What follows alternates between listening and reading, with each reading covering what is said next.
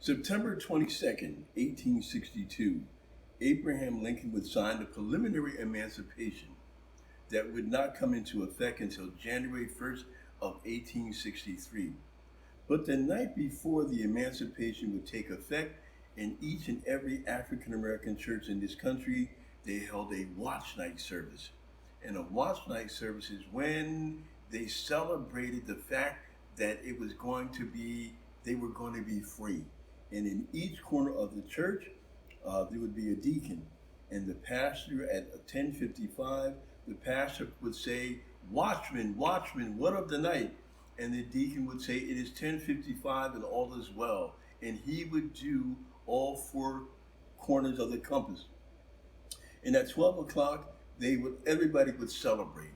Now, it would take 2.5 years for General Gordon Granger, who was in charge, a Union general in charge of Galveston, Texas, to receive that letter, that executive order number 3. 2.5 years for the entire country to even hear about the emancipation. And what it basically said is from that day forth, every slave in Texas was free. And that is the beginning of the African American Independence Day. Some of us refer to it as the Day of Jubilee.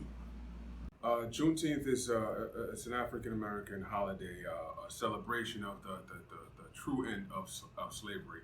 Although the Emancipation Proclamation was signed on January 1st, 1863, Juneteenth, June 19th of 65, which really truly marks the end of slavery. And although it's a holiday that's not traditionally observed by many Americans, I'm glad to know that over time and over many years, people are starting to celebrate this holiday. It means freedom, family, and tradition. When I think of Juneteenth, I think of Dr. Martin Luther King Jr. with his words that said, "Free at last, free at last. Thank God Almighty, we are free at last." After learning what Juneteenth is all about, I felt sad for all the slaves who were taken advantage of because they did not know how to read or write. I'm happy and thankful that our ancestors were freed because Juneteenth represents freedom for all people of colors like you and me. Now we get to go to school, get educated, work, get paid, and have a home, just like everybody. Glad that it's done, and I'm glad it's part of history, and I hope it never happens again. It means real independence and not painted patriotism for a fake holiday. That's it.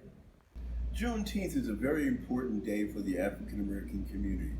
It is actually the Independence Day.